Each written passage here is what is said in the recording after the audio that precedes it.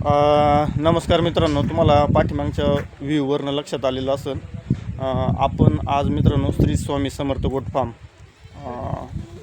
तालुका शेगाव, गाव वरखेडा या ठिकाणी आलेलो आहे. श्री टेलोरे सरांच्या फार्मवरती.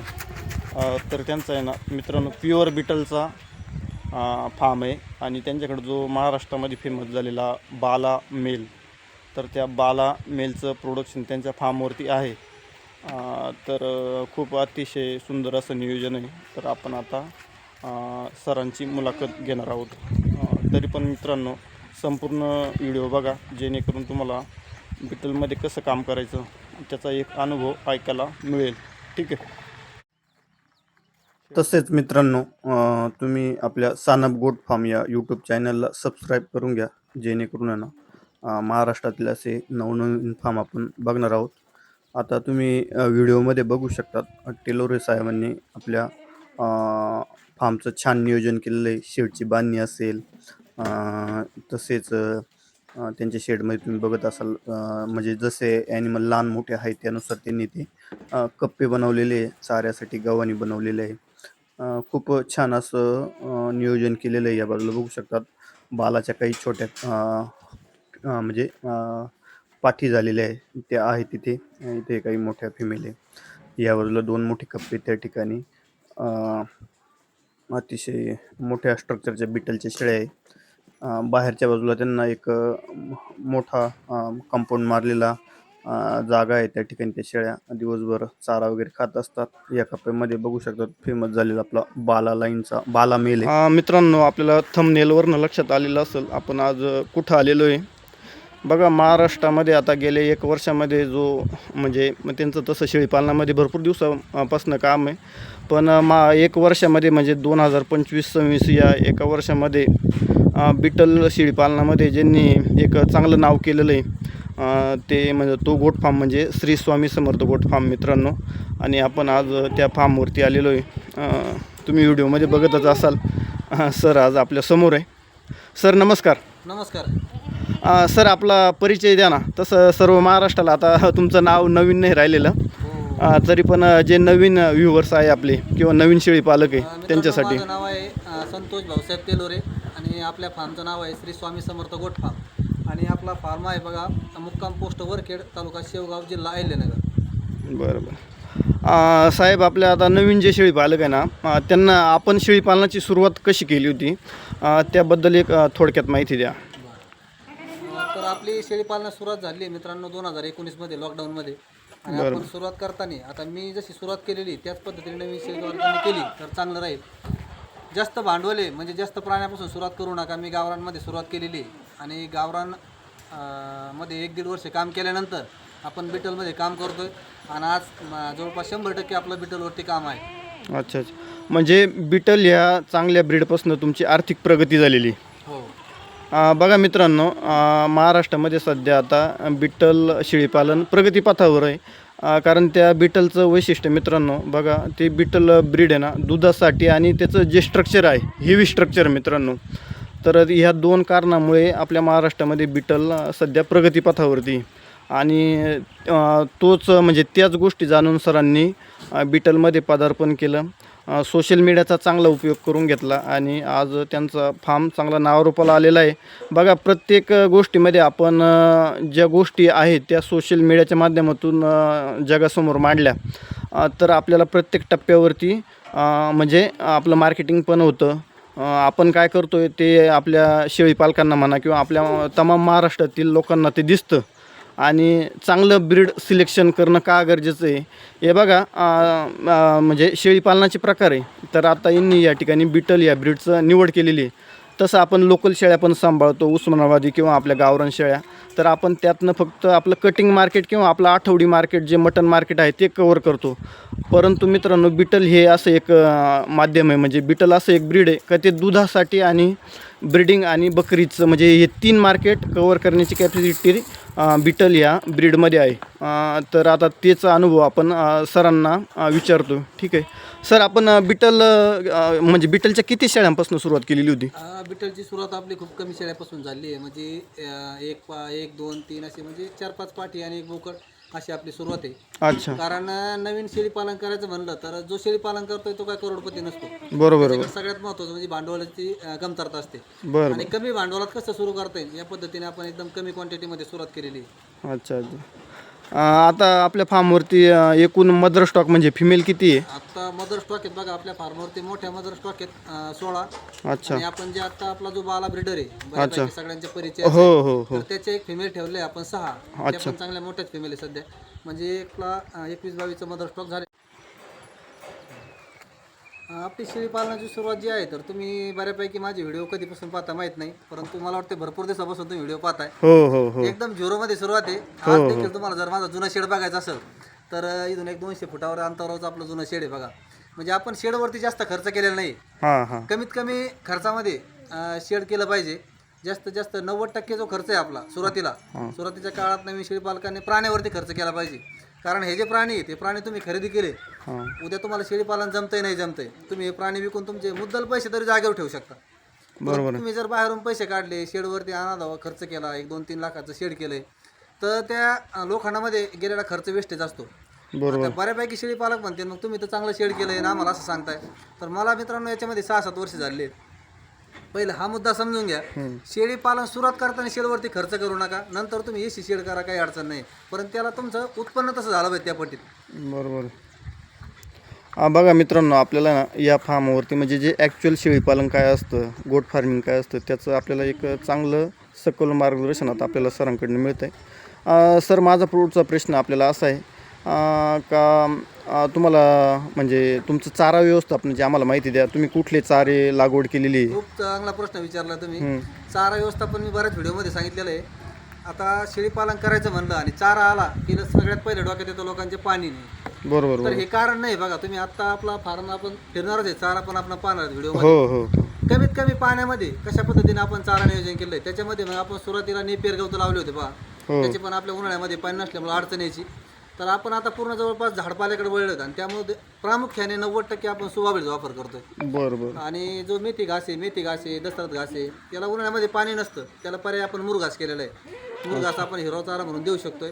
आणि सुक्या चाऱ्यामध्ये आपण तुरीचा स्टॉक करत असतो, तुरीचा भुशाचा. अशा पद्धतीने आपलं चारा नियोजन आहे. बघा मित्रांनो, आपण व्हिडिओ बनवतो म्हणून असं नाही, सरांची मार्केटिंगवरती चांगली पकड आहे.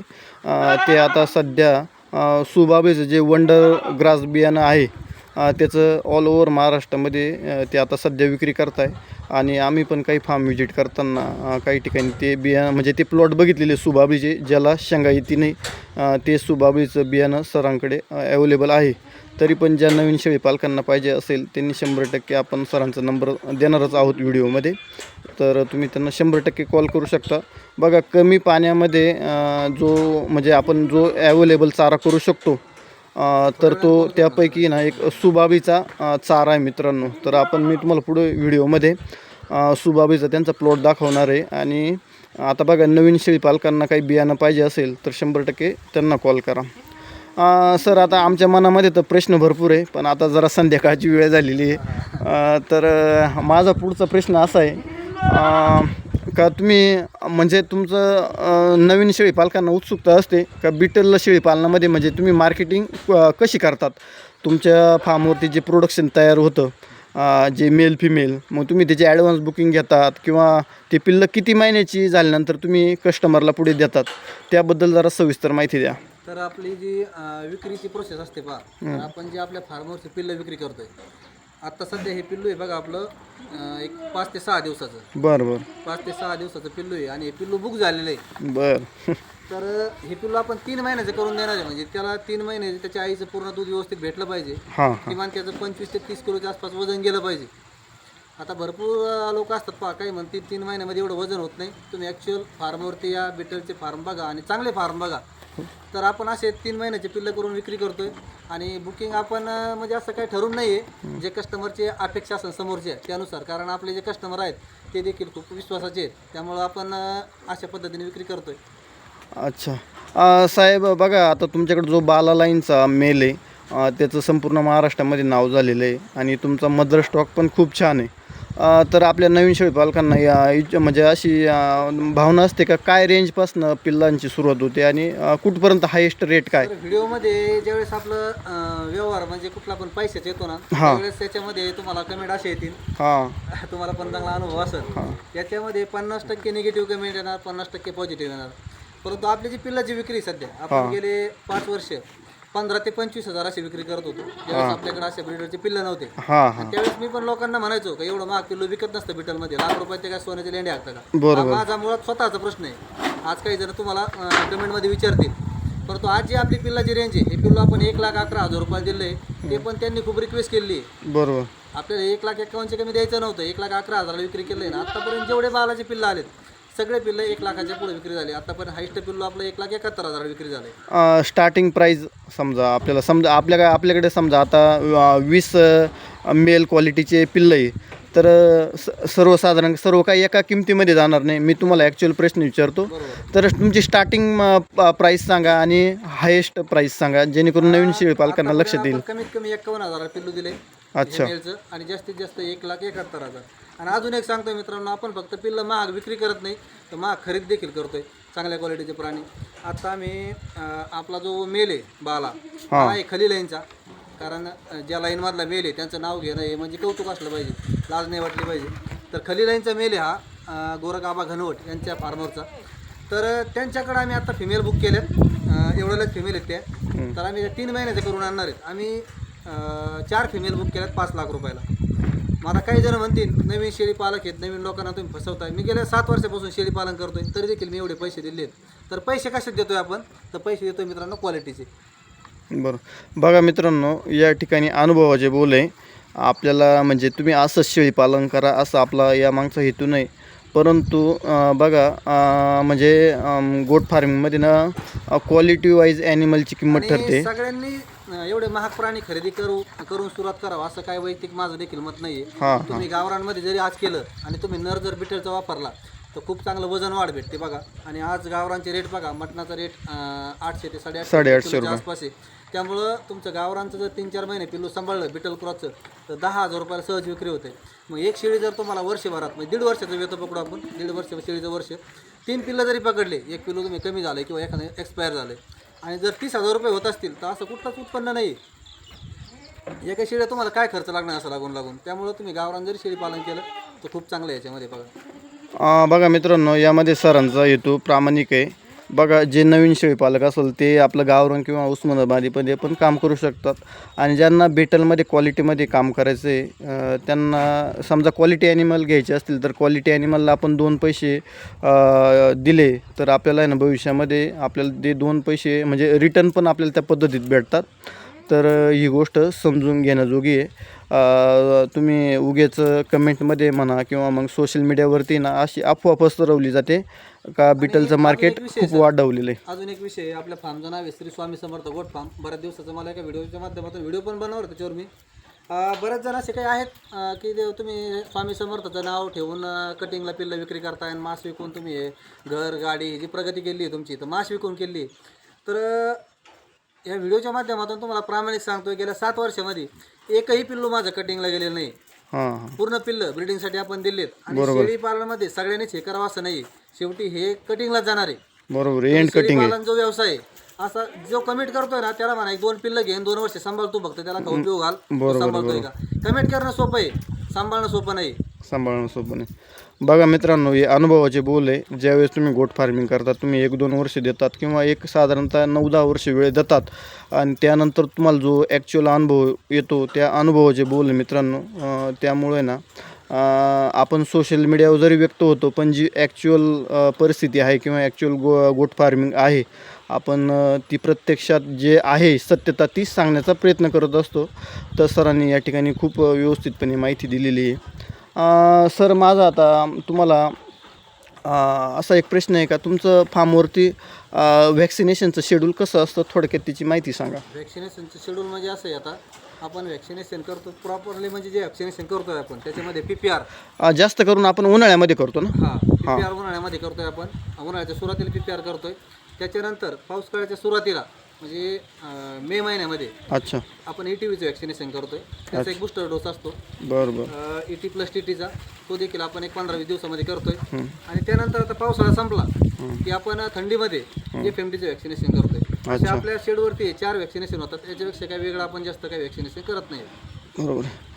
बघा मित्रांनो, सरांनी जे आता त्यांच्या फार्मवरती वॅक्सिनेशन म्हणजे लसीकरणाचं जे शेड्यूल सर राबवतात, आम्ही त्यांचं इंस्टाग्रामवरती असो किंवा काही फेसबुक असो, त्यावरती आम्ही त्यांचे व्हिडिओ बघत असतो आणि ते प्रामाणिकपणे जे काही शेड्यूल आहे, जे काही बॅक्टेरियल डिसीज असो किंवा व्हायरल इन्फेक्शनचे जे आजार आहे, त्याचं वॅक्सिनेशन ते त्यांच्या फार्मवरती करतात साधारणपणे. नमस्कार सर. बघा, आता आम्ही तुमच्या फार्मवरती खूप चांगल्या लेंथमध्ये आणि चांगल्या क्वालिटीमध्ये फिमेल दिसती, तर आम्हाला या फिमेलची माहिती द्या ना सर. तर ही आपल्या बालाची फिमेल आहे बघा.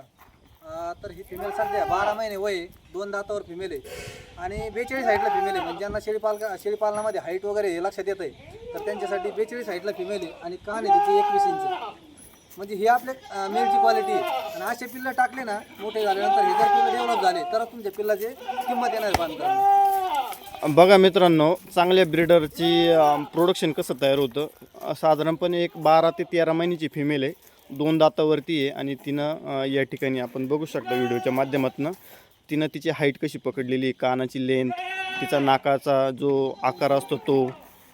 तर अशी दर्जेदार म्हणजे जे प्रोडक्शन आहे ते बिटलच्या बाला या लाईनपासून तयार होतं आहे आणि त्यामुळेच बाला मेल आज महाराष्ट्रामध्ये नाव करतो आहे.